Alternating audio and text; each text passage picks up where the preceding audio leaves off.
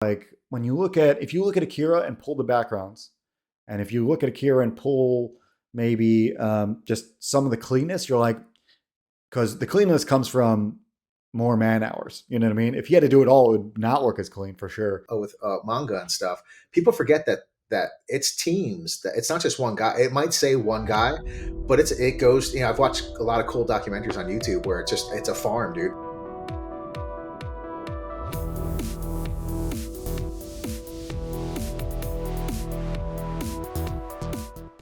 Today I've got if I pronounce it right, Dionysius. Yes. Yep. Awesome. Perfect. Cool. So yeah, I think I think I'm feeling good now that I got that name out of the way. What's your story in comics as far as maybe just like a little bit of a background blurb? How long have you been in it? How did I you mean, start? I've Yeah. been drawing comics for myself, never professionally. So I never ever.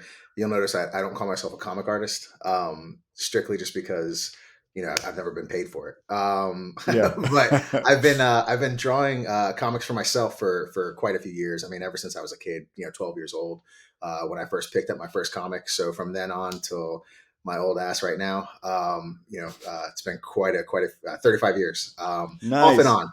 Yeah. I took decades off, in between that time, just Hmm. for whatever reason, and just been trucking hard along with this book for the past 5 years, in development and writing, and then finally drawing, coloring, inking, and all that stuff. So for That's five cool. years, I've been a faux comic artist. Nice. Well, I mean, it's these days especially. There's never really a late time, Right. like especially with art and just the way things are. Like, there's no real roadblocks if you do the work and you are good and you know, you're constantly trying to make it. It Mhm. will happen, and the internet is just gonna be able to help you put it out. So you started as an artist. You're an artist that you were attracted to art, and Yes. that's what got you into it. Yes, I mean, ever since I was a little kid, probably five, my aunt showed me how to do little doodles of the Acropolis, being half Greek, and that from there on out, I mean, I was drawing horror stuff. I was getting in trouble for drawing horror stuff. I remember I was in, I think, a Catholic elementary school, and they got in touch with my mother, thinking some demonic stuff was going on. But I just love Dracula, dude. So That's hilarious, my man. mother told them, she was like, "Yo, leave him alone. He's fine." But yes, from there on until about, like I said, 12 years old, when I first picked up my first comic book, because I love telling stories as well. To Mhm. see that you can combine the medium and do something yourself, really put your stories on the paper. That's when it really blew up for me. Was when I first picked up my first Batman comic and realized I can marry my passion for drawing and writing together. Yeah, that's awesome. I feel like it's a similar story for me as far as at least I had a Catholic school, Oh, elementary times as well, so I know what you're talking about. yes. Not that I was drawing horror stuff. I'm sure they would. I was the good kid, but as far as not drawing demonic whatevers. But yeah, you bring up like your Greek heritage. What's the story there? Your first generation, I I am guess. first generation in America. My dad's fresh off the boat, or was fresh off the boat. Dude's like Hmm. 94 now. He started late. Oh, Yeah, it's he's going crazy. strong. He is, dude. 94 is Yeah, a, it's yeah. it's it's it's nuts. And my mother was first generation Irish, so I'm split right down the middle, Greek and Irish. Wow. Yeah, yeah, yeah, first generation, and That's very got cool. Yeah, same on my end. Not as far. I'm Italian, but the yeah being first generation is a little bit interesting because you get like I feel like without that experience of the first gen thing, like mhm, you're the first one. It's like the first generation to have a like an iPhone or like right, a smartphone. Like you know both sides. Like you remember the time without the internet, for the internet, and so exactly. like our this time is like the weirdest time. And so I feel like the first generation immigrant type of you know like generation just knows little things that each side doesn't. Like the next Mhm. generation from you won't really know the same things, and I'm sure your dad just doesn't experience America the same way you have since you're born here. Exactly. And I Uh, see it now with, I used to be fluent in Greek, but I'd gone so many years without speaking it that my little kid, she doesn't speak Greek. So it's sort of funny to see that she has the dad that doesn't have the accent, who doesn't write down the grocery list and write Brad instead of bread. It's all funny stuff like that she's missing out on, but I'm sure I do a bunch of dumb stuff that she can actually crack on me for later on for being a first generation guy. But Absolutely, yeah. I that's the first thing that came to mind when I heard that you had like an immigrant, father, and I just like I relate there as well. So I was like, man, I'm sure there's something to talk about. But yeah, I'm glad glad we're connecting here. I know another couple things that I really thought were cool when I first watched, because I went back and watched some of what you said on Bancroft that mhm, night, and just to get a little bit of a taste, like that way I don't repeat some things that I've heard previously. right. And I feel like the coolest part of what your story is, the it's called Tome of Reckoning. Is that what? Yes. Okay, Mhm. always got to get that right. So the Tome of Reckoning, you said you described it as like a road trip book, um, or like at least there's like that's part of the elevator pitch. So what's the deal with road trips? Is that just part of like a movie theme you like, or are you like a super road trip person? There's been a lot of stuff that the story itself just it felt like I wanted to show different parts of America, and a lot of it comes from just and this story's been in gestation and in its current form for a while, but not as tight. Like I said, except for the past 5 years when I finally really was able to nail everything down. I just love showing different parts of the country. I've traveled a lot, and it's just sort of cool just to see. When you think of America, you think of it as uh, guns and burgers. But there's so much more to America than that. And Hmm.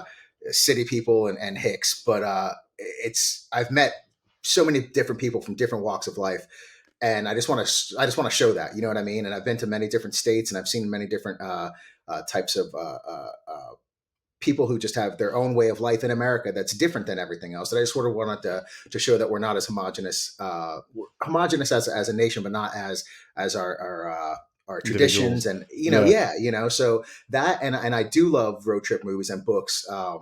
And it's something to me that just seems like a fun thing. I've also my old buddy. We used to travel up and down the East Coast from the Kubert School to the conventions, or when we Hmm. lived in Jersey, moving back down here and traveling over to Arizona when I lived over there, lived in Baltimore. So something about that. Just there's a lot of magic that can happen in a car. Yeah, I that's like the first thing that came to mind for me because I don't have I do like road trip stories. There's a few that come to mind. Even a game. I know Final Fantasy 15 was based around like a road trip Yeah, kind of right. theme, and I was like, man, I played that game specifically for that element. Oh, it's awesome. Um, but yeah, I think that's what even with that game and what road trips bring to mind for me are like the connection part of things. Like it's cool to see everything, but it's like the dynamic of who's on the trip is part of it. It's like there's usually some grouchiness and Hmm. some fun times, like some random events. You never know. Like sometimes just you get a flat tire, or you just like stop at a random stop, and you have a story. Do you have like you have like I'm sure everybody's got one, but do you have any interesting wacky story that you know? From my personal road trip adventures. Yeah, yeah. I mean, I guess one would be when my buddy and I were moving down to from Jersey to Florida. We were both Pat. We both had our similar experiences growing up. Both born in Jersey, both moved to Florida, both went to Kubert School. But we were coming down, and we loved listening to all our the punk rock CDs. We're listening to all the punk rock hardcore stuff while we're coming down, and we didn't listen to the radio. We encountered really heavy winds and heavy rain. Dude, the trailer we had was like whipping around. Long story short, we were laughing through it. We were way younger. And come to find out, we were driving through a hurricane when we came into Florida. We weren't checking the news out or any of that stuff. So that was a funny one, just because we were like, turn the music up, dude. We're gonna do this, Yeah, but we were literally driving through a hurricane and had no that's idea. great. Yeah, That to me, that's something I would do probably because that's like just like an absent-minded thing. Or like, yes, yeah. it's a little windy today, dude, and you're like find out you're driving through a hurricane later on. That's awesome. everybody's driving the other direction. Exactly. Yeah, we barely were on the road too. We're like, oh, this is awesome. We're, Yeah. the little mini U-Haul trailers whipping behind us. I But know you're like, we're making great time. This is yes, weird. exactly, dude. The wind's with us. uh, yeah, I feel like that's my favorite. That's my favorite slogan, or not slogan, but like something people say while you're on a road trip is, "Are you making good time?" Oh Like yeah. it's almost like a Seinfeld joke. What's Yes. good time? Like we're making good time here. Good time. What does that even mean? Like Yeah, like you have a schedule. You have to, you know. totally. Um, but yeah, that's awesome. I feel like what. So I'm gonna probably, hopefully, since this is the first pre-recorded one, but I'm gonna hopefully bring up your books page and some of the art as we're talking. Especially right now, I want to introduce the Tome of Reckoning, and I think the first thing that I really liked about what I saw was this consistency of like your style. I think there's a lot of people, and this is a totally different approach, but there's a lot of people that kind of um, a lot of their drawings are go with the flow. Like a good example of this is like Eric Canetti. Like Mhm. his style is similar, but almost every drawing is really different in some way than the last. Like Mhm. his it's very fluid. And your style, you're trying to like hone it into something that's, at least from the outside perspective, you're trying to, it looks like you're honing it into this consistent kind of Mhm. look. And that's something I really appreciate. I not that I look down on other IPs that maybe other artists. There's a lot of artists that like are ambitious and maybe too ambitious in some ways. Like there's something to be said of a someone that knows the what their strengths are and goes all in on those. There's Right. a lot of people that don't do that, but and so you end up with a book that maybe they're not great at backgrounds and the backgrounds really throw everything off, you know. Mhm. But it seems like what you draw, you're good at drawing. Is that an illusion, or are you like hiding the things you're bad at drawing, or are you just like seemingly comfortable with what you're drawing I think and I'm you don't pretty pay attention? comfortable with what I'm drawing for the most part. I took a lot of years trying to hone my craft, and I've gotten better since this book is a little bit older art wise. Probably about 4 years, I think. I was doing worked a full time job, so it was whenever I could find the time to do it. So a lot of the newer stuff has been cranked out. Fairly quickly, and it's just one of those things where I spent my time reading books on perspective and just really trying to tighten up my stuff and trying to make it look as good as I possibly can. So yeah, I Yeah. mean, it's not effortless, but it's something that I've really tried to practice on, especially since, like I said earlier, I took so many years off from drawing that I just tried to make up time and tried to get as good as I possibly can, in a short amount of time. Dude, it shows. Like out of, I feel like you're one of the few that are a smaller indie creator, but um, your work seems like it's way beyond what I think what your like current, I guess, following is. I feel like if you came to me and you were like, I've got whatever, if you came to me and you had like a $50,000 campaign, I Mhm. would say that's believable Right. from your level of work. Thank you, man. Um, and so I don't, and that's one of the reasons why I'm having you on is because like, yeah, I could go and find try to get the biggest creator possible to come on the show, and yeah, that's going to help out the channel. But I think there's balance of I'd rather be this little bit of a talent agent, Right. get put on my talent agent hat and be like, I think this guy's work is really good, which I do think your stuff is really good, Thank you, and man. I think it could be the hidden gem of a lot of things that people are missing. There's a lot of things people miss, and so yeah, just do some of the legwork to spread the word. Well, I appreciate Yeah, that, man. Because doing my own stuff. One thing, being a fellow Catholic school guy, is I don't really tout my stuff too much. Maybe it was beaten in me when I was younger, but I'm not one of those guys who's like, oh. So to hear this, because I look at my stuff and I beat myself up over it. To hear this from you really means a lot, dude. So thank you very oh, much. look, man, dude, I realized this not too long ago. Actually, right before, so I was about to give up doing YouTube. We're on Oh, YouTube wow. right now. I was about to give up. I was stuck around 1,000 subscribers for a long time, Mhm. and I wasn't doing much different. If anything, I was trying to do things better, but nothing really changed. And I think at some point, one of my coloring tutorials just skyrocketed, just like, and what changed my mind was that, dude, I put out this video 2 years ago, and out of nowhere the video just booms. You know what I Wow. mean? And when a Hmm. video just booms like that, it messes with your mind. You're like, I didn't change anything. I just did the same thing I was doing before. What's Right. the difference between 300 views and 50,000 views? Right. All it is just some sort of stream of consciousness type of like momentum that people start watching and they see the value in it. And to me, it's just it messed with my mind. I was like, I didn't change anything different. I didn't make a new video and that suddenly was 50,000. It was Right. something old I made, and that's what I say when I see your stuff. And I'm like, man, this could be really really big. It's just a matter of who's seeing it, in what context, in what momentum that was behind it, Right. and so yeah, that's kind of where I'm coming from. So it's kind of changed my worldview. I'm like, it almost changed me to like really believe in like luck is a huge factor. Everybody says your lucky break is part of it. I think Right. it's 50% or more. I think Right. like if you're doing the I think like you have to have obviously a good product. If you're not making a good product, no one's going to care. So Right. that's like a default. But the rest is almost like luck, Oh yeah. almost like luck. It Um, seems like it. some people describe it as you just have to keep doing it until you get lucky, Right. essentially. Like, and which is kind of a shadowy, weird part of the world. That's how things work. Right. Um, but to move forward, I like to get forward through the book. What's the pitch for this book? And we'll go from there. It's a group of misfits. Excuse me, I can't even speak. A group of misfits who've been thrown together during an impending apocalypse, who are thrown on a road trip, and they are fighting a two front war against shadow government forces and an ancient evil from beyond.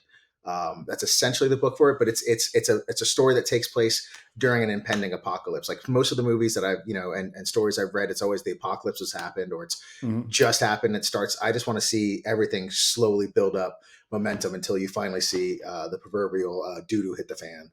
So Right. it's you get to see Okay. this all happen. Small signs that it's happening, and then you like I said, you finally get to see what happens at the end. Now, a lot of people would say, I know you have multiple antagonists in a lot of stories, but so a lot of people say there is one main one. There's always one main antagonist. Hmm. Do you think out of those two, would it be the government or would it be like the old evil? So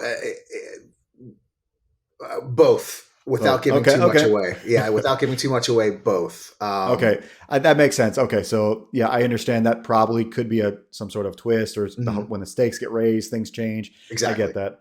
Um, So I asked that because horror is generally thought of like the antagonistic side. Like usually when there's a horror element in a story, that's the antagonist. But in your Right. story, it seems like that's kind of part of the protagonist side of things. It is a little bit.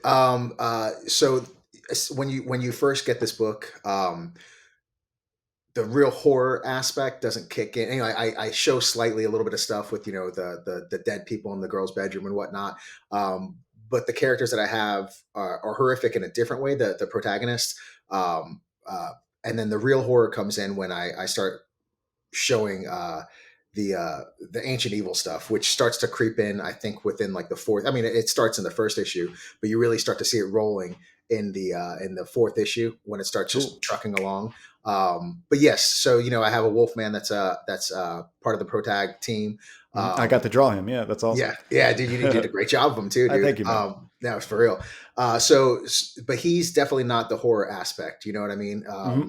There is a horrific part about his character that I get into later on, Hmm. but it's more a personal thing that he has going on, less about the werewolf, but more about his personality. Okay. Yeah, but there is Interesting. definitely huge horror elements that pop in later on, just from my So love of horror. out of since you're a horror fan, I'm really like I'm one of those newish type of horror fan. Like I'm Right? just now going back and watching all the things I was too scared to watch when I was younger, It's awesome. or just like getting enough balls to go do it. I'm jealous, man. That's cool. You get to see this stuff for the first time, so that's actually Yeah, pretty cool.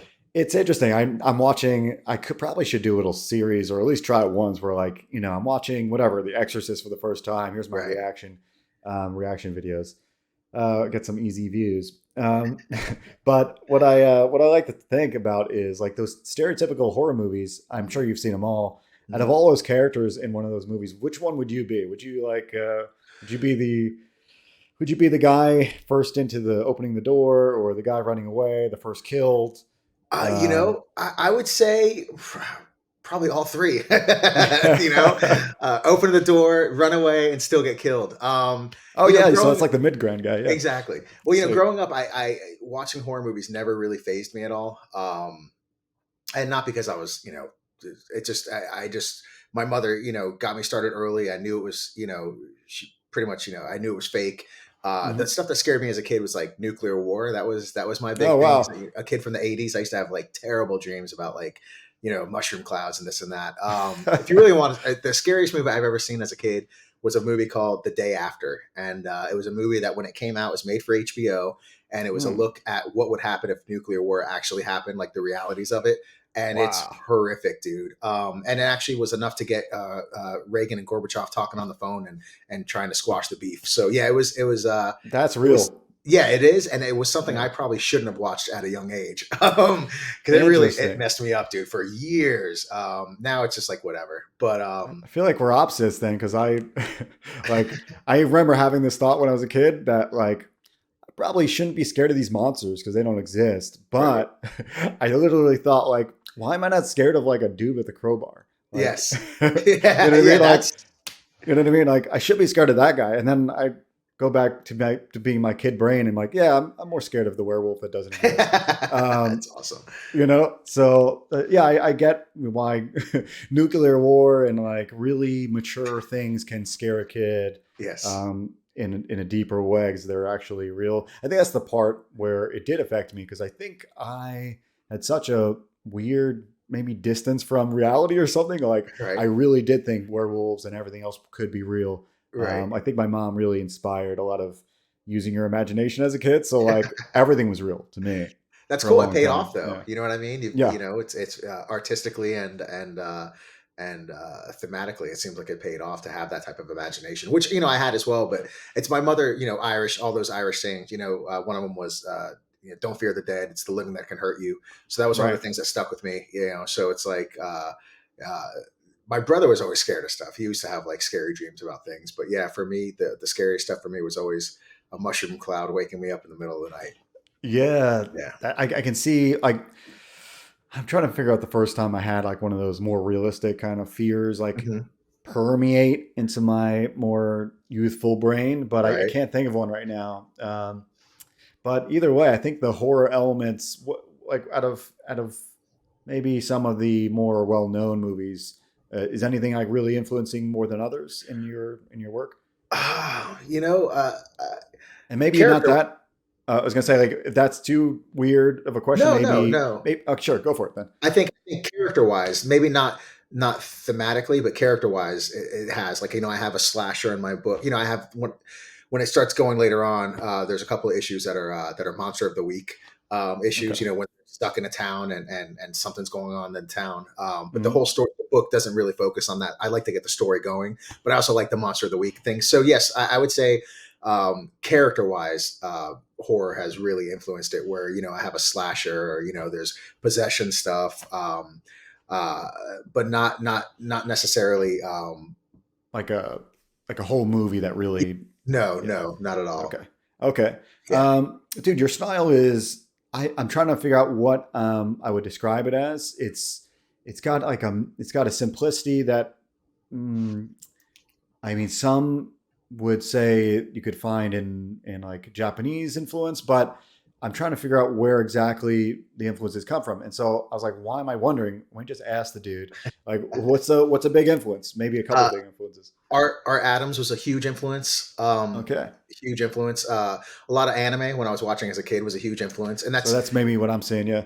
it is, and it's funny, and I don't go as, especially in this book, since it's a horror book. I'm not doing like the crazy like angles and this because I'm trying to elicit a certain reaction. If it was more of the superhero stuff, then Hmm. and there is certain stuff later on, action scenes and whatnot where I maybe do some of that stuff, but I'm trying to keep it very static camera, horror Sure. like.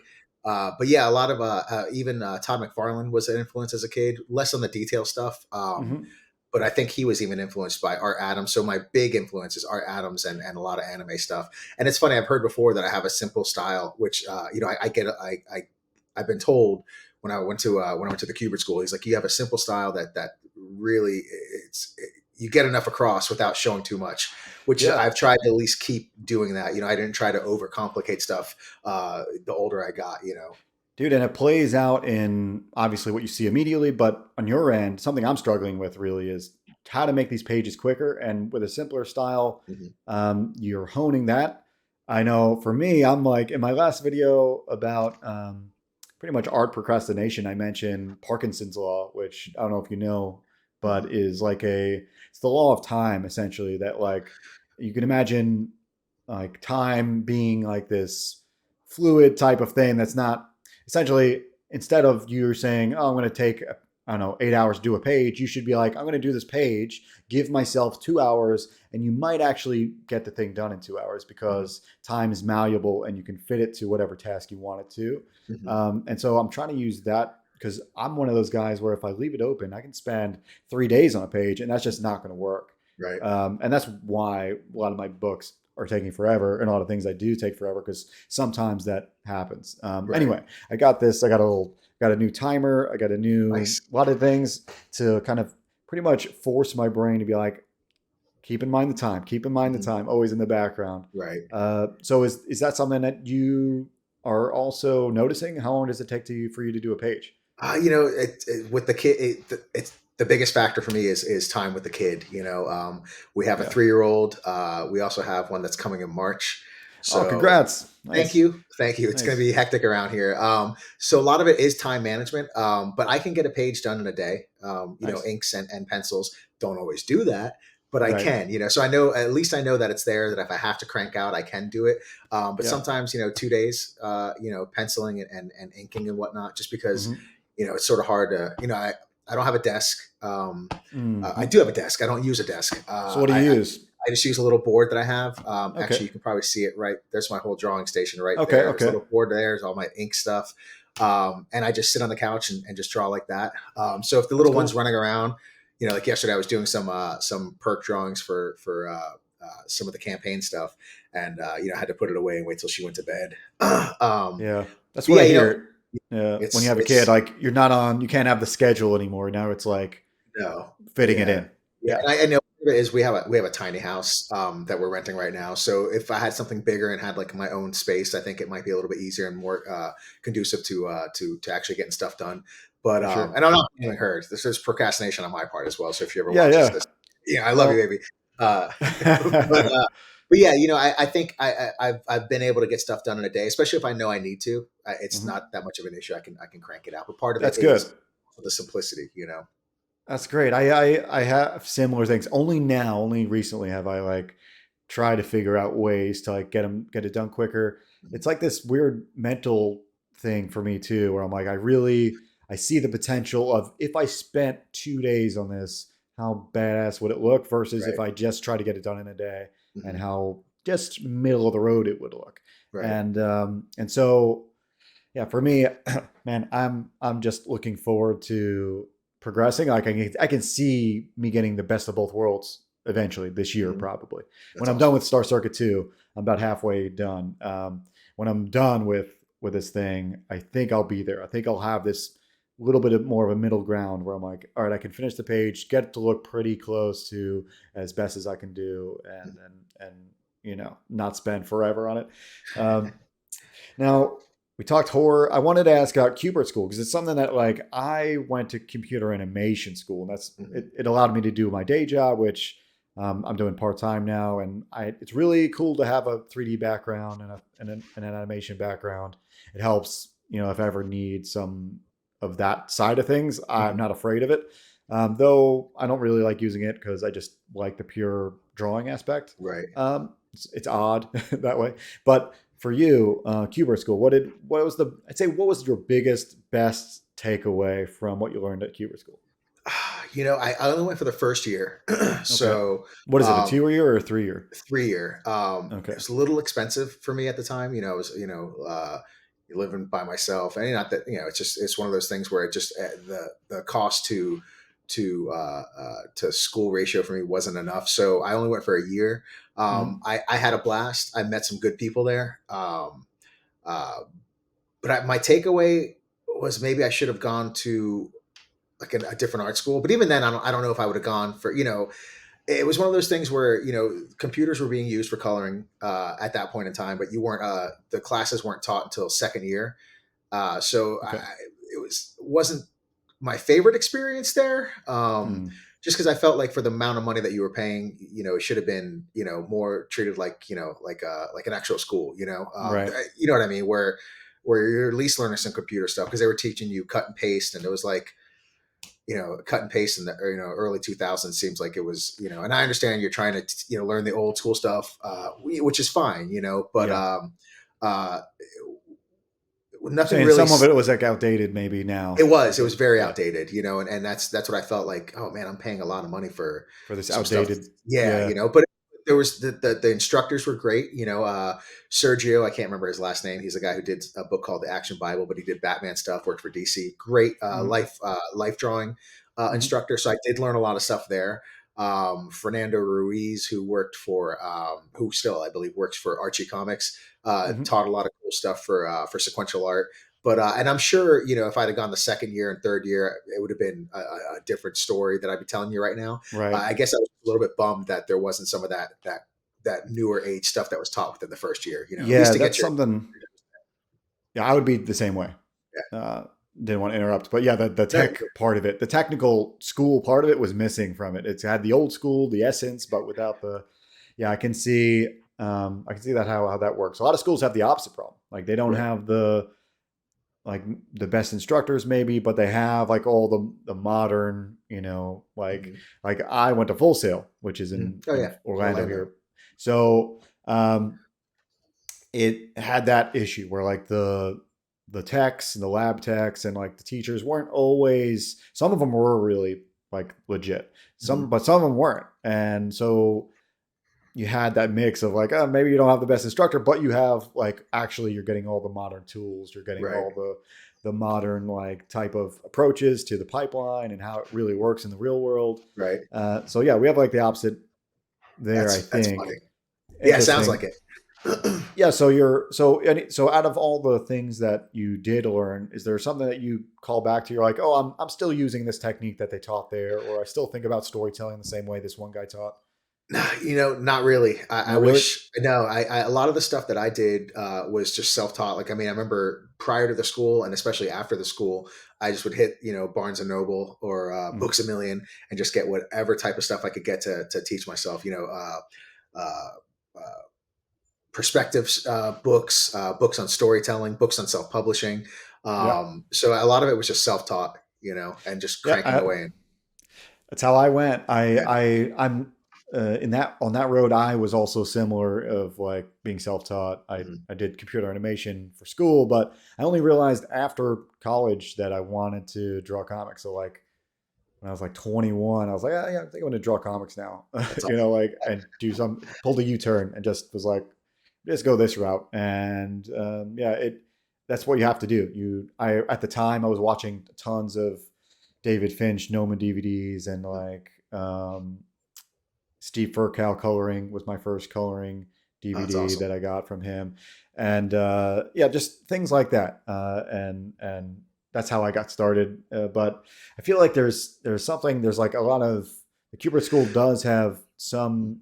I think they have some good testimonials, like people that got out of it and did well in the industry, Oh, for sure. I right? think one thing I will say, and not to interrupt, is they taught you how to be like a boot camp when it came to drawing and whatnot. And I think Right. that's something I will take that back. That's something that they did teach, that I think has stuck with me is how to actually crank along. Going back to your thing on time, Hmm.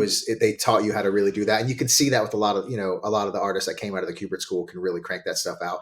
I'm not saying myself as much, but a lot Yeah. of people, it was ingrained in them, and they can really just get those pages out. It's interesting. I think that part of it I'm somewhat jealous of. I'm like, man, I missed that missed that memo. But yeah, but I feel like I feel like out of all the things that I've seen, you got a nice combination of genres in your book. It's Mhm. you describe it as urban fantasy, horror, Right. right? Right. So yeah, the urban fantasy, that's cool. I kind of describe my book as like a cyber fantasy. What my book is Star Circuit, and because there's like this a little bit of this fantasy element of like it's almost like I throw it in there in the midst of there's this world buildingness that's there, even though it's cyberpunk. You're going to feel this adventure world building type of Mhm. feeling, and that's what I would describe as the fantasy part. Maybe other people describe fantasy totally different. How do you mean urban fantasy? So, I think it was one of those things where, when you hear urban fantasy, you think of it's almost like YA novels and whatnot. Yeah, Uh, but in essence, urban fantasy is anything that has, like you're saying, your world building in a modern, and yours is even way more modern. It's futuristic. But right. I think mine. I think the only reason I say urban fantasy is just because it's something that's known.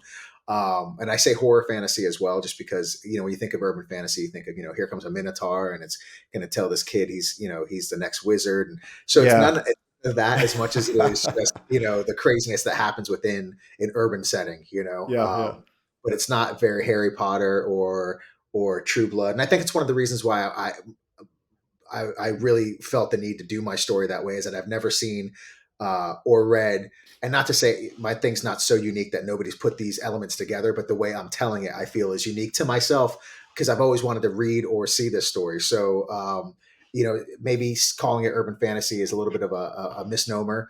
Um, but I yeah. think it really gets you into what the world is sort of going to be like, but it's not going to be told like some of those stories have. Yeah, that anytime you're putting like a thing, little classifiers on stuff, Hmm. like genre or whatever, like even if you say, oh, it's from the first person perspective, like that doesn't really describe like what's going to happen. That's just like it's just a box. It's just another classification. Right. I made this little matrices when I put up my book, and it was pretty much like I tried to even make it all match up. I probably should bring it up, but I don't know where it is on my computer. Anyway, I tried to find all these IPs that this is what Star Circuit's like in this way. So Hmm. I had this like grid, and I'd put like in world building, it's like this, and named a few, and in the way of like storytelling, it's like this, and in the way of like whatever supernaturalness, it's like this. Right. And that kind of helped me figure out like where I would put boxes in. Right. um, but it also realizes like, oh man, I'm really into this sci-fi cyberpunk world. That's like something I realized after the fact. I think sometimes that's just how it is, where Right. you don't realize what you're into until you just look back. You're like, oh, it seems like all I draw is sci-fi stuff. I guess Right. I'm a sci-fi liker of stuff. So what for you, like if you were going to do a book down the road, because you're doing urban fantasy Mhm. horror stuff, what's a genre down the road that would be a like a out of your comfort zone genre? What would that be? Oh, I mean, I guess sci-fi would be. I do have a couple of stories that I want to do that involve sci-fi, and another one's interdimensional love story that I want to Hmm. do. So I do want to Okay, push myself, but I think doing a lot of sci-fi stuff, like your stuff's beautiful. thanks. It would be hard for me to get that type of beauty, I think, easily with my stuff. I'd really have to work hard to get that. You have like I said, you have a cool, sleek, like it's futuristic, but it's its own look. Like that last cover, I think it was a cover that you Hmm. did. If I'm Yeah, not, yeah, that beautiful stuff. So I would say sci-fi would be something that would be out of my at least your version of sci-fi, like that sleek, cool, just sexy look would be hard for me. I think out of my comfort zone. It would be fun yeah. to try, It's but something I realized early on. I wrote about this in my design book that I put out with my first one. I had this like mm, side supplementals design, and I talked about all this. I almost gave up on the sci-fi realm because it was like you don't realize all the design and just things that you don't realize when you pick sci-fi. When you pick sci-fi, you just don't realize what effort it takes to make things look sci-fi just for the mundane. So when you draw a chair, if you're just drawing a chair in like an urban world, like I can just draw a chair. When you right, draw a chair in sci-fi, if you don't make it look cool and sleek enough, it stands out. It looks like you're trying to be sci-fi, but you failed right, essentially. Like so, you have to find this way. You have to get used to like drawing these certain shapes, like drawing tables as like weird diamonds with curves, or Right. whatever your thing is. Right. I learned that like it's more effort than just drawing. So for a while, I like really thought I was going to quit, and I even started a new story where about like a brothers that kind of like get caught up with the mob, and I was like, man, this is going to be better because the background is modern times. I don't have to like find crazy reference. I don't have to create different worlds, and it just wasn't fun enough for me. So like I realized like even though it's more work, I do like that part of it. Like I do like imagining what the world would be like if all these other little pieces were in place, and figuring that out. Well, you can Um, tell because it's consistent yeah, too with how you're putting your stuff together. You're not just haphazardly throwing designs out. It all looks like it's from that same world, which I think is, a testament to the effort you've put into drawing your stuff and actually thinking through. Because sometimes, like you were saying, you could just slap something together, but you can tell when that's just slapped together. You know what I mean? It's right. and with your stuff, it doesn't. It looks like it all fits into the same world, which is it's a And great design element. I appreciate it. I think that's an element of me being a sole creator, because like it's all coming from one brain. So almost naturally, like you're the sole creator. So it's almost natural that a lot of these things become cohesive. Like it's all in the same head. Whereas if you Right. got collaborators, you got a writer, this other guy, and and you're all a background artist, the more people you have involved, the more like kind of maybe can get disjointed. One guy really likes drawing it this way, one guy, and sometimes writing and art just doesn't work together. Obviously, the ones that do work stand the test of time and Right. like look good, but it's really easy to like have a collaboration that doesn't work. And I think people that have collaborated before realize this. I know because I've tried before, Mhm. where like your ideas or your art just doesn't match this other guy's thing. Right. Like like he really wants to get really detailed and gritty in the writing, and your cleanness and your whatever just doesn't match. It's like this Right. weird mix, like where you're trying to show different parts of the world that don't match well. Um, so I think outside of comics, what's kind of the things that are influencing the book? Like for me, I don't ride motorcycles, but it's on my bucket list. Oops, it's on my Is it? bucket list too, and it's Too one of my scary for me. shameful. Yeah, yeah. But like in your book, is there any elements that are adding to it? Whatever. Like we talk about road trips, that's Right. an example. But is there anything else that we're missing here, like that you like to incorporate from your life I into mean, the there book? is a lot of my life that's in this book, and not just my stories, but I've just met a ton of people, and I think a lot of the people that I've met have influenced characters in this book, and a lot of stories that they've told, or that I've lived with them or that they've told, are influential in this book too. So it's got a lot of real life stuff Mhm. mixed in with this fantasy stuff. So I think that's where a lot of the character development and character interactions come from. It's just interactions I've either had or have seen with people. So I Mhm. think, I mean, I guess is that the answer in the question good Yeah, enough it for you? Or is. I'm just trying to think of all the influences that are purposeful and even not purposeful. Like you're like I know you're probably doing this part time. You have a day job or something, I assume, maybe, or some sort of help. in between jobs, Uh, actually, right now, it's okay. yeah, it's one of those Well, things. Yeah, yeah. yeah, I mean that's I feel almost like that. Even though I have jobs, I feel like I'm in between them right, as right. well. But so okay, so in between jobs, but maybe even that would influence it, like this feeling of limbo, or feeling of like finding stability somewhere. Maybe that's something that would be an example of maybe that's lending to the book. Who knows? Yeah, I Uh, mean, not right. Not, the book has been written for a while, so that's definitely not in there. okay, That's just some some here and now stuff. But right. we're good. We're everybody's being fed. No, but no, that's what matters. Yep. yeah, exactly. But no, yeah, that's definitely not influential. And Okay. I guess there's some stuff when I was homeless when I was a kid. And when I say homeless, Okay. not like, my family. It's just, I was just like, F it, I'm out, living in my Right. band's warehouse or, sleeping on the streets and stuff. There's stuff like that that might be in the book. But like I said, I've had a crazy life, not, nothing bananas, but, for enough to draw from personal experiences to put into the story. Yeah.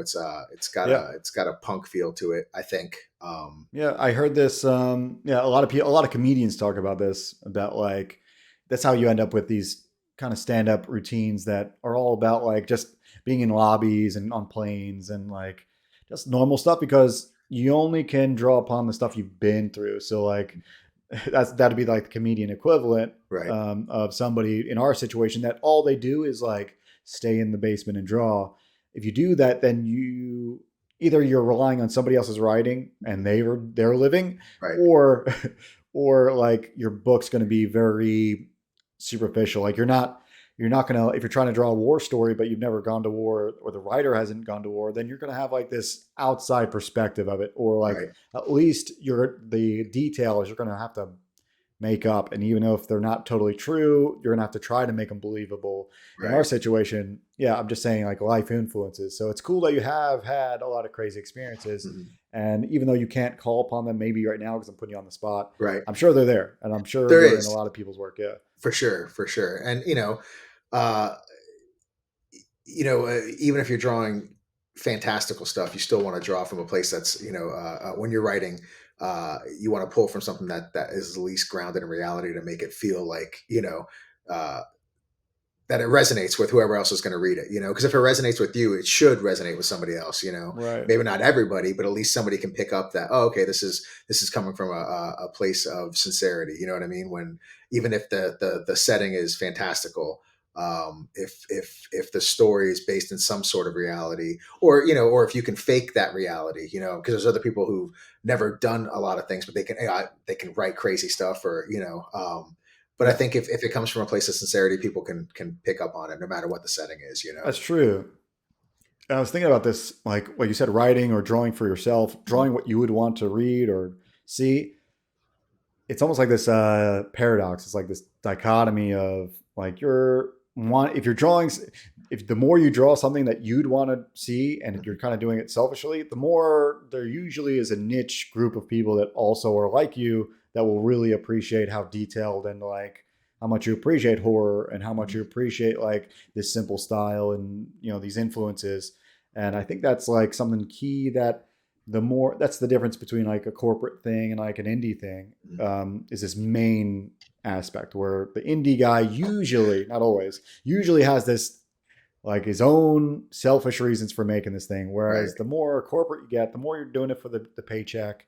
And you can still make good stuff. There's a testament to that in like the golden age of comics. If Mhm. you go watch interviews, I recently watched an interview with John Romita Sr. And he was talking about like in that time, like they didn't think about comics like we do. We care about comics. We care about like how it works and like the medium, and we care. They didn't give a shit, dude. Like John Romita and like all those early guys in the Golden Age, they would burn comics if it meant there was another better paycheck somewhere. They would like literally. That's what they said. Like they would laugh about it. They'd be like, "Yeah, we're just here goofing off until something better comes along." That's And so we're funny. like, we're over here devoting our lives to it, Right. like Right. changing our whole lifestyle to try to do it. And they're Because of like, them, which is even yeah, funnier. You know what I because mean? that we would, Yeah. but they would never do that. They would look at us now if they were in the same time frame. They Right. would look at us now and laugh, be like, "You guys are losers," Right. Like, but to them, they just didn't have the meaning there, and it's because we saw what you could do if you just did it for a paycheck.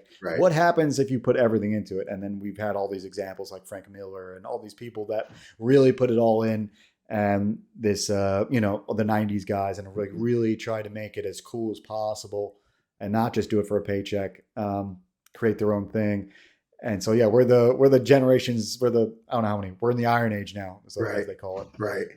But it was just interesting. I never thought about that way. I didn't know the early Golden Age guys like were laughing about like just doing it. They were looking forward to the time where they make a better paycheck. Right. If it was doing illustration for magazines, they would gladly do that over comics. Oh yeah, for sure. Interesting though, right? Yeah, and it's funny. I met Ramita Senior. He was Cool. super super nice guy. I was at a convention, and years and years ago when I was trying to like get into the big two, and I had a portfolio with me, and he's like, "Oh, this is great stuff." And he's like, "Did you get a review?" And I said no, and he went over to and pulled his rank and tried to get me a review at Marvel. The review went horribly, but I'll never forget that he actually, like, this guy who didn't know me from Adam, walked Yeah. over to get me a portfolio review, which I thought was the coolest shit in the world. And being Yeah, John Romita Sr., I was like, oh my God, dude. Yeah. he seems like the nicest dude. Even in the interview, he was like really nice about like sounded really nice about just being down to earth and just like how the lifestyle was. Even if it was like talking about him having a fight with Stan Lee or Right. something, he would be like just nice about it. Like, yeah, even though I hated his guts at the time, like Stan's a good guy, you know, Right. like And that's that old school as mentality of man too, which I think yeah. is missing nowadays in some people, you know what I mean? Where it's just like, No, speaking of, dude, speaking of like feuds and just going mhm, hating each other's guts, but like I don't actually know because I don't know the behind the scenes stuff. But if you've seen all this Eric July, EVS, like huge just indie comics drama that's yeah, just blown up, I don't know how much you watch of it. I try not to watch a lot because it just, I think every influence in your life affects you. And if oh I yeah, watch enough of that, I just get like jaded almost. Like for sure. even it, It's like watching the news. Like after 9/11 happened, yeah, everything was depressing and everybody was glued to the TV. And I think if you glue yourself to that stupid drama, then you're just doing yourself a disservice, you know, and it's really dumb. You know, I mean, look, whatever that's drama true. you have, and going back to the old school mentality, you think Ramita and Stan Lee would be having this beef on in public? No, Yeah, on no, like a, yeah, no. no way. They take care of it either fisticuffs or talk to each other behind closed doors and hash it out like men. This is just and look, I'm not talking about taking sides. I'm just talking about the silliness of it all. Nobody needs to see Yeah. this. It's not a good look for the industry. It's not a good look for indie comics. It's not a good look for anybody that's taking part in Mhm. pulling sides with this stuff either. It's just like, oh my God, just I make think books. about it like my two thoughts were one, make sure I don't watch a lot of it, like we Hmm. talked about. Like I don't want it affecting like just how like my first thought was like, oh, even if I make $1 million on my campaign, I could still have this feud. And I think Right, to myself, no, that's because this person is running this $1 million campaign. right, You know what I mean? Like they have their own thing that they're trying to build, right. and nothing against Eric July is actually in MegaCon here in town now, Hmm. but I I respect what he's trying to build, but at the same time, the way he goes about critiques and interviews and just people talking about his stuff is the most insecure way I can possibly come about it. Right. And this is not me picking a side because No, yeah. I look at even Ethan Van Sciver. Uncle Lee is just like a also using it for his own gains. You know what I I will mean? Like say, in a weird way. not to interrupt, but with Yeah, Ethan, yeah, he's got the personality to be this type of dude. you're Meaning, right. it's entertaining. And look, Yeah, would I be watching more of it if he wasn't, if he was talking about other stuff? Probably, because Ethan's always been entertaining, dude. yeah. He's got, people talk about his books being late, right? Uh, Mhm. well, the dude's also an entertainer. I mean, the guy he's made a following because he's interesting and he's got a good delivery for all this shit. So why wouldn't people watch? So Yeah. for his books being late, I think people that complain about that uh, are forgetting that he's also giving people hours of entertainment that I'm not necessarily watching now because I can't get into this Right. drama farming stuff. But he's good at what he does, dude. I mean Saying, he's yeah, I know, and they're both like aiming to make something. And the point is, like the way the market works is you make something, you do it in a certain way. Like you said, he's an entertainer. EVS mhm, is an entertainer as much as a creator. right, And yeah, so if you don't like his brand of how he's putting out stuff, go pick up a manga because they're putting out books as fast as possible, yes, killing yeah, their life, killing their probably their personal life to do right, it. And if that's what you want out of a story that you can read a whole story in 2 years, you're like amazed at how many pages are coming out, right, go for that. But if you want to have like whatever he's got, his brand of, hmm, influencer meets reactionary kind of just fun. yeah. And yeah, He's I'm nailed it, not, man. yeah, nothing against it. Yeah. No, not at all. And to be honest with you, dude, going back to talking about time management and putting books out at a certain time and how you feel like you should. Well, it's we're not doing the mainstream, so I don't think there is necessarily a time frame. If you want it, you want it. If it's going to take a while, as long as you let people know, then it's fine. So I think we're not in that camp of having to crank stuff out so quickly. That we can take our time on certain things, as long as you build a fan base that's actually interested in waiting for it, then I don't see an issue. And then going back with manga and stuff, people forget that it's teams, that it's not just one guy. It might say one guy, but it goes, I've watched a lot of cool documentaries on YouTube where it's a farm, dude. Like there's a room of like 8 people Yeah. working on backgrounds and Oh yeah. buildings and this. I know exactly what you're talking Yeah. about. And you don't realize, and especially with things like the bigs, and I didn't Mhm. realize this until you go watch these type of things. Like, Mhm. but with like even Akira, Yeah, I friended the guy who did a lot of the backgrounds on Twitter that's for awesome. Akira, and he's a good guy. He just puts he's like talking about cycling and music and stuff, and That's like, cool. but you forget every once in a while he'll just be like, retweet this, I did that background, and you forget that like when you look at if you look at Akira and pull the backgrounds, Yeah. and if you look at Akira and pull maybe just some of the cleanness, you're like, Right. because the cleanness comes from more man hours. You know what I mean? If you had to do it all, it would not look as clean for sure. And if Exactly. you do try to do it all yourself, like like what's the name, Mora, uh, or Mira, Kintaro? yeah, yeah. Yeah. So if you do it like him, he took a lot of hiatuses, like a lot of time off to like keep his sanity and Right. whatever else. Um, Either way, there's always it's not as what it seems, and No. it's just funny. Dude, drama is just hilarious because it's very transparent. To me, it's transparent on both sides. It's Right. like we're just trying to get more eyeballs on us. We're trying to get more eyeballs on the product. It's the like the old saying goes, bad publicity is still I probably was good publicity. just gonna say, and and to Yeah, be honest with you, it's true because you have people that are picking camps now who are just throwing money at each campaign in order to facilitate that their side won. It's it's politics for nerds. You know what I mean? And yeah, not in a bad way. It's just it's the same thing with anything. It's that tribalism divisiveness pays off. I mean, yep, I don't necessarily want to be a part of it. But I have no qualms if that's how you're doing your thing. I don't necessarily have to watch it, but I can, like you said, I can understand and appreciate where it's coming from because, like you said, yeah. they're making money off it. Both of them.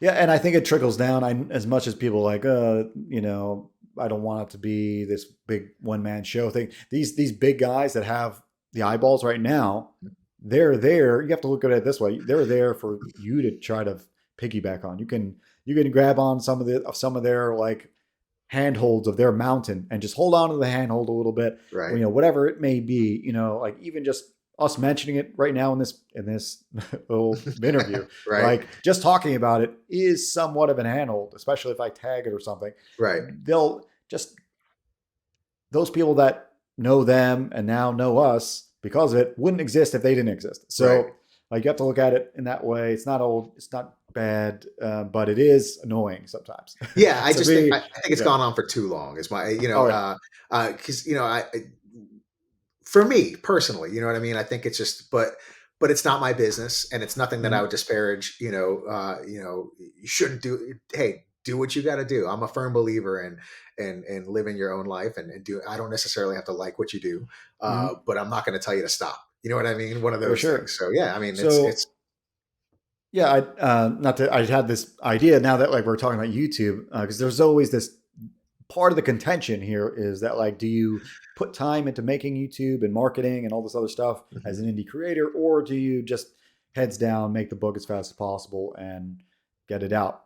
Obviously, there's a balance there, and it all context matters. If you know people or have a label or a publisher to do the marketing, you don't have to mhm, worry about it, right, obviously. But if you're like us, we kind of do have to worry about it, and it really is the difference between making a lot of money or not, right, and getting more eyeballs on it. So I would suggest, like, I don't know if you have a channel yet, but if you do, even something simple like documenting like your um, unconventional drawing situation right, would be interesting. You'd be like, whatever. You'd be like, I don't.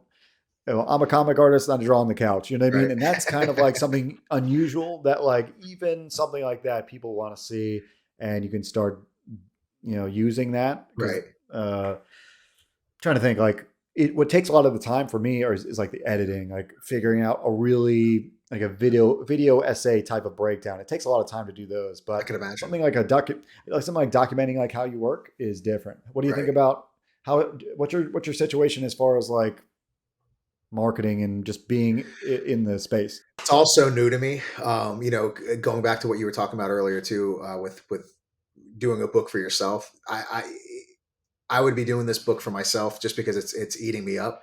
So this whole marketing aspect is totally new to me. Trying to sell myself because Mm-hmm. I just have a hard time, reaching out to people to get on to try to Yes, sell the myself. immigrant humility you're talking about. Yeah. Yes, 100%, dude, Yeah. 100%. And so for me, it's all new. I'm getting on shows and having people as gracious as yourself letting me on and taking up your time, which I appreciate, man. I can't tell you how much I appreciate that. No Is worries. is the first step into this. So I do have a channel, and I'm looking to put videos out, and that's a great idea. I just got to get the equipment to do certain things. Right now, I'm streaming on my lady's Mac. Okay. And I have a webcam somewhere. I don't know if it's the greatest one in the world. I Hmm. have to check it out. But I think it's this is the hardest aspect for me, is actually the internet marketing. If Yeah. it's just it's a different ball game.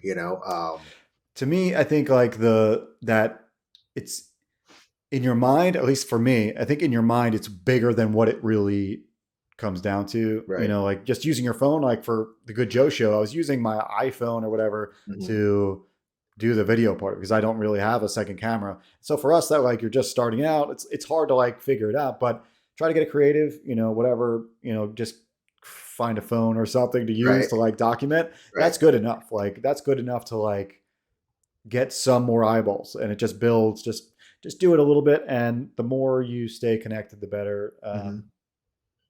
For me, I think that's something that I wish I realized more early on. I was like, man, as I'm like a perfectionist, that and that's just my mentality, Right. that like if I'm not doing it to the highest standard, it's not worth doing. Right. And that's a double-edged sword a little bit. Um, but for you and for anybody out there that has an indie book, this is probably what I suggest. Like do the it's really the idea that like a lot of people in the design world, a lot of people in the just maybe writers in general, it's really the ideas that propel everything else. So like it's not really that you're using like a crappy webcam or an iPhone or something to do your video. It's really the idea behind it, like the idea for the Right. artboard or whatever, or the Hmm. idea of just whatever you're going to do. It's really Right. how cool of an idea do you come up with. So just it's almost more important for you to sit down and be like, let's just think for 20 minutes and what would be some cool videos that Right. are outside the box that like I wouldn't hate myself to do. Right. And that's half of what it is for me. I like came up with a Good Joe show to do a stream. I was like, what is a stream I would not hate myself to do? Like, That's awesome. you know, Yeah, I think that's the um, next step, is for me, is figuring out, because I have a channel, but I only have two videos, and both of them are just trailers for the book. But yeah, I that's a think the next start. step is, yeah, yeah, exactly. So I might use the lady's iPad. Totally forgot about that. Mhm. The Mrs. iPad that I got her, so maybe I can use that for Dude, you'll get some some video amazing stuff. footage there. Yeah, Yeah, you'll get some good footage so there. it's definitely better than my phone. I've yet Yeah, to upgrade my crappy phone. I have a hard time yeah. spending money on myself. It's one of those things. Okay. Um, I mean, so yeah, that's admirable. yeah, well, it's easier to spend money on family and loved ones, I think, than myself. I mean, it's funny, dude. Like, so when I draw, I'm finally getting new glasses. I think this week they should be coming in. Oh, nice. So my stuff in the Kind of. first issue is not as tight as the newer stuff, and the only reason some of the newer stuff is tight is because I do double vision. Which, yeah, dude, like an old man. This is crazy Whoa, stuff that's how you're doing to get the. to get any details and stuff. And my newest pages are super tight. Luckily, my new prescription's coming in, and I don't need to wear this wacky shit anymore. Dude, But it's we're one of those, talking about whatever this is, whatever you're doing right here, this double glass thing. right? That's a video. That's like if you put that on a thumbnail, anybody's going to click on that. Well, and I was doing that for a while. Luckily, I got the new prescription coming in, and they look like Jeffrey Dahmer glasses, but that's fine. Yeah, Because try to save a couple of bucks for myself as well again. So maybe I can do a video with that. yeah. That's a to me that's gold. That's like Yeah. even just going like, oh, I'm finally getting new glasses. I used to draw like this, and you're like, that's insane. I'd like to know how that works. What? Yeah, it was rough, man. Because I know, and for the longest time when I was drawing, one of the reasons I stopped drawing, like I was saying earlier, I stopped for like almost 10 years, was Hmm. because I thought that I just wasn't into drawing anymore. But essentially, I wasn't wearing glasses. It's because I couldn't see the up close details, and it just got Yeah, blurry and stigmatism and all that other stuff. So yeah, it's funny. dude, eyeballs are weird. I sacrificed a lot of like goodwill. I invested in like a couple companies and it paid off. And I took the tax hit and pulled out the money to get LASIK surgery. Oh, Like, how is it? It's great. It's the best thing that you could ever do, really. Really? It doesn't really affect, I don't think the up close stuff is really affected as much as the nearsighted, when you Okay. can't see far away. Okay. It's more applicable there, I think, but maybe I'm wrong. Either way, dude, it's a game changer. The problem is like you also get identify with like having glasses for so long, like I Right. did, and then you look totally different. Right. There is like something that you miss, like about not wearing glasses. You're like, oh, there was kind of like this mystique, intellectualness you get from it. You know what I mean? Yeah, And you look luckily that totally all goes different. out the window with me when I open my mouth, but But it frames it's a framing device. It frames your face. It's like an accent for your face. You know right. what I mean? Totally. And so you forget that that's actually a part of it. As an artist, that's something we notice at least. Yeah, At least one of the things I noticed. I would love to get the LASIK. I was so nervous about it, just because, I hear good things and bad things, Hmm. but yeah, that's awesome, dude. So how long ago did you get the LASIK done? Oh, years ago now, maybe 5 years ago. Okay, and do you have to Um, do it again, or is it one of those things where? 5 years goes by and no changes. It's still perfect vision, still seeing like insane levels of detail. That's It's awesome, perfect. man. Yeah, and it's really saving. The ROI comes back to you because you're not paying for exams all the Right. time or glasses. Contacts are expensive if you Yeah. do that. But yeah, back to the book because we're probably going to close out soon Sure. because I got to do storyboards today. Got a gig, but we have to talk about the book just a little bit more. Now, as far as this series goes, the Tomb of Reckoning, is this a mini series? Do you see an end or is it ongoing? Oh no, there's definitely an end. It's told in three parts. I mean, I'm a kid of the '80s and '90s. All the trilogies we had as kids. But it's told in three parts. The first part's the beginning, and it has an end to it. So if you want to stop after the first series, you can and still feel justified and happy with it. But there's three parts. There's an end in sight. It's all written out. I love the story. I love the characters. I love the growth. There's Mhm. a 5 year gap between the first series and the second series, and I think it's a 3 year gap between the second series and the third series. So it takes place over Cool. about 15 years in total, but Hmm. it spans thousands of years. It's definitely a story that delves into ancient history and ancient made up history. Yeah. Where this reckoning has happened over and over again, and we've had to restart over and over again.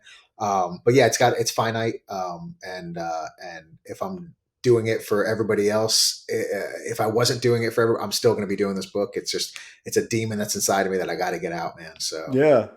Dude, that's I like how creative like the time jumps are in books. I just read Fever Dream by George R. R. Martin, okay. which is a lot of people think that is one of his best books. It's his vampire book, so you might like it. Oh, I didn't even Um, know. I'll have to check that out then. yeah, Okay. he's got a vampire book called Fever Dream, and after I read it, I was just like still in the world for like 5 days. Oh It's wow. clearly one of his best writings he's ever done for sure. It may be better than the Game of Thrones stuff. Wow. Okay. But yeah, you're just in the world, and it's set in this like steamboat era, 1800s, Hmm. like steamboat, the pinnacle of steamboating. You know what I mean Right. on the Mississippi, and mix that with vampires, and that's a genre right there. Oh, for So sure. like it has a time jump, and I wasn't like really sold on time jumps until maybe this one. I was like, man, this works here. I think that's pretty cool. It's interesting that you can. For me, I can't even think about that in my stories. Like I can't even think about like, all right, time jump 20 years. Now where are the characters at? Like to me, I'm so like I guess maybe because the story that I'm telling in Star Circuit is all the gold is right now, and Mhm. this arc, and I'm so involved there that I can't even think forward to after the end, Right. per se. All right, but around this time, I'll be pulling up the campaign this whole time and showing it off. Right now, you're 48 backers on this thing. You're Mhm. well past being funded. It's great news because one, it means that you're getting paid to make the thing. You know what I Right. mean? You're in the red or in the Hmm. green rather, not in the red, Right. and that's number one. So anybody who's interested in the Tomb of Reckoning, you go to Indiegogo. Are you gonna? Do you think you're gonna keep it in demand, or you like to close them out and move on? I'm going to keep it in demand for a little bit, just because I'm my letterer might be having an issue getting the letters done fairly quickly, so I might have that in demand just for a short while. I had the other one Right. in demand for a little bit as well, so it won't be forever, just because I really do want to get the book out and into people's hands as fast as possible. The Missus Okay. has the third issue almost more than halfway done colored right now, Hmm. so she's actually back on colors, which I'm stoked about. Yeah, You that's know, great. it is, dude. Because Less I on did, you. yes, yeah, and she did the first issue. I did the second issue with her holding my hand. I'd never used Photoshop before. The Hmm. first thing I colored was that werewolf picture where he's in the flames and he's doing that stuff. Yeah. But it's gonna be so much nicer with her just doing it. Just she has a cool. I'm not gonna. It's feminine. It's a feminine touch to it. Not, Yeah. Yeah. but it's not to disparage or say just I like it, but she also comes from a traditional painting background. She's amazing. Yeah. To see her doing her painted like type of style on comic stuff is really It's interesting. I think that's some of the appeal. It's like this. It's just enough of this kind of. I don't know. It's not storybook. It's like a little bit of like a pastel-y painting yeah, feel. You know, totally. it's a soft blending of colors and transitions. And I think it works. I think it's a Awesome, man. Thank you, good thank you. move. She's hard on herself. I know. We saw one review that didn't. I've seen more people like the colors, but one of the first reviews was they didn't like the colors too much. But I told her, I said I love them, and that's what matters, because really putting this book together with everybody involved was a task, and I really loved her stuff. Like before we were even together, I wanted her coloring my book. Yeah. And so it was not one of those things where it's because I love you, I like it, but I also love you. You know what I mean? Like her stuff's great, dude. Yeah. That's two totally different things there. Yes. Yeah. Yeah, that's awesome. I really appreciate when you have like a connection with the person you're working with. Mhm. I When I'm working with someone that I don't really personally know, like as a collaborator, but also as a person, if you don't know them directly, like you have to kind of start. You have to build this thing that's feels weird at first, but then you're like, all right, you're starting to get used to like how this person is, and Mhm. like that's important to me at least. Yeah, it is. Like what you get across when giving feedback and what you like, what you don't like about like what they're giving you. You have to kind of be yeah. It's tricky because you have to. You almost need like a class on this, but like it's tricky to like tell someone try something this way, maybe tweak it a little bit going this way, not and not hurt people's feelings, and Right. not like tell them like there are here is invalid, you know what I mean? Right. No, totally. um yeah, so It's that's a it's like little a tricky. marriage. Yeah. I mean, it's like a band. Yeah. I used to play in bands, Yeah. and it's just the same thing, telling somebody they'll take it to heart. So you have to have that soft touch sometimes when talking to Yeah, someone. some tact. Yes. Yes. Yeah, for sure. But yeah, it's a little different. Like I said, like when you're not personally, you don't personally know them, or Mhm. have daily interactions. But I'm working with somebody right now too. I'm having someone else color my book. They're doing a great job. Marcos Martins, he's doing great. That's awesome. We have to go back and forth a lot because I'm a picky kind of guy. You should be. I wouldn't even call it picky. It's just like I when you have a vision Yeah, you know and what you want, dude. yeah, Yeah. I yeah, mean, that's that's the thing. And there's nothing wrong with that. And you're going to be way more upset had you let something slide and it goes to print and not be what you wanted it to look like. So no, yeah. that's nothing It's wrong with that at interesting. all. I've actually paid for a cover color in the past, and we'll talk about it maybe later off Mhm. stream, but or off camera. But yeah, I might not even use it. I paid them to do it, and even after a couple weeks, I was like, man, I don't think it's up to par. You know, Mhm. I don't think it's worth putting out. I don't really want. I don't think it's right for me to be like, can you redo it type of Mhm. thing without paying them again. Uh, but I don't know what I'm going to do. I have to do something like that where Could you enhance it with your coloring?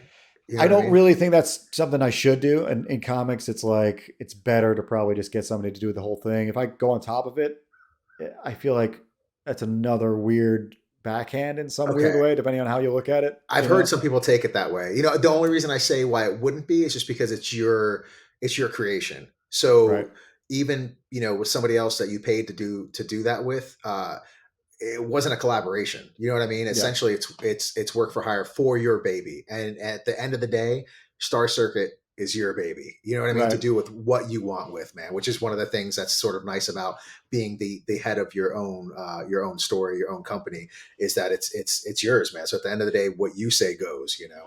Right. It's beautiful. Yeah, that power, that kind of freedom, we'll Hmm. say. Freedom is better than power, but Yes. they go hand in hand. However, Yeah. with Tomb of Reckoning, I'm super stoked for seeing how it goes. I know you said you're prepared for issues 3 and 4 and 5 coming along. Yes.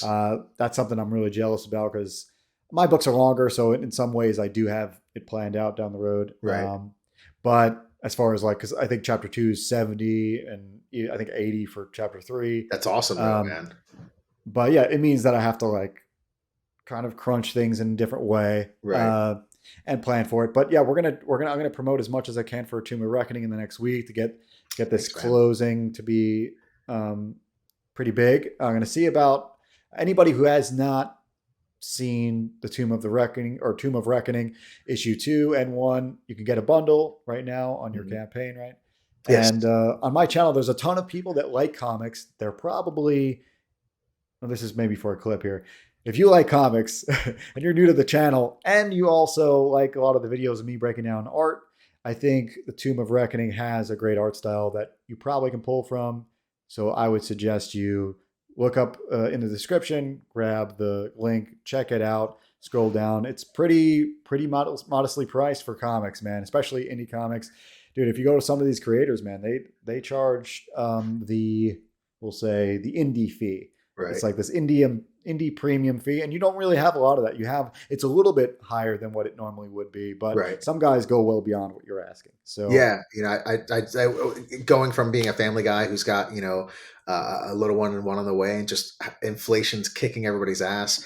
I just tried to make it as affordable as I possibly could for the first run of the book. When I do my second print, it's obviously going to be priced moderately cheaper, just because I want the whole reason I'm doing the crowdfunder is because I just want to see if I can get people to pay for the printing costs. And in mhm. doing so, you get a first print that's exclusive to the campaign, and everything afterwards will be cheaper because I still want to get these in people's hands. You know what I mean? But I want Yeah. to make it worthwhile for people who actually back the campaign. Exclusive prints. Anybody, like I said, on the channel, you're new to comics, or maybe just new to my channel, you like a lot of mainstream comics, this looks like a book that, like, if you're into the supernatural ish type of horror aspects of things, and you want this kind of urban fantasy that is kind of popular in, like we said, Right. the young adult genre, Mhm. this is a spin that probably you haven't seen before. And I think I'm really excited to see what happens. Thank you. Um, in the story. It looks like it's intriguing. We'll say that. We'll say that. The art looks great and the Awesome. story Thank you, looks man. intriguing. Thank you so much, Joe. I appreciate it. Yeah, this has been great. I have more things to talk about. Obviously, I always have a list. When I have somebody on, I always write a list. But Mhm. sure we'll have more talks in the future, man. 100%. I would love it, man. 100%. Do you have do people call you your full name, or do people call you Dion or something? Dio, Dino, Dio, Dino, Dennis as well. It's the English. Dennis. I forgot. Yeah, it's the English Yeah. translation. So Yeah, yeah, yeah. Okay. Maybe I'll just call you Dio because it helps me like just not yeah, have to like I got the pressure off me yeah. Dio saying works it for right. me. Yeah, I like that. Ronnie Okay. James Dio. So yeah, Okay. Yeah, that's good. yeah. Heck yeah. All right, man. It's been great. Everybody, Thank you. there is the link in the description. Check it out. Check out the campaign for issue 2. You get issues 1 and 2 there for Tomb of Reckoning. And also, Star Circuit, as always, is there. The website's down there. Book 2 for Star Circuit is in the works. Aiming for a spring launch. That's Nice, April, mid-April. I think launch is going to be appropriate. And so that's going to be fun. Working hard on that. awesome. Sign up for that. You have a chance to win a free book if you sign up early and you back. It's almost like a rebate thing I'm doing here, where That's cool. if you sign up early, you buy. I do a raffle for people that did buy on the first day, and you might have a chance to win it, get it for free. So that's fun. But yeah, that's it for the good company with Dio. I appreciate you coming on, man. Thank you for having me, man. We can find you on Twitter. Am I right? Yes, yes. Tome of Reckoning comics, I believe.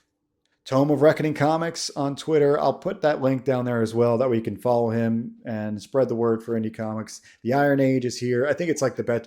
Dude, if you go look, again, watching interviews of old school artists and older times, this I think is clearly the best time for comics. Like there's more creators that care about what's happening, Mm. and I think it's overall better. There's a lot of There's a lot of books that are maybe not up to snuff, but that is worth the few that are up to snuff Hmm. and will, stand the test of time For and sure. just there's a little bit of something for everybody out there. So I think that's one of the big reasons why Iron Age is the best age. Um, so yeah, everybody make sure to like the video, subscribe. I'll see you guys next time for good company. I've got some cool guests coming very soon, but we'll Awesome. see you next time, everybody. Bye. Bye, deal. Bye bye. Thank you.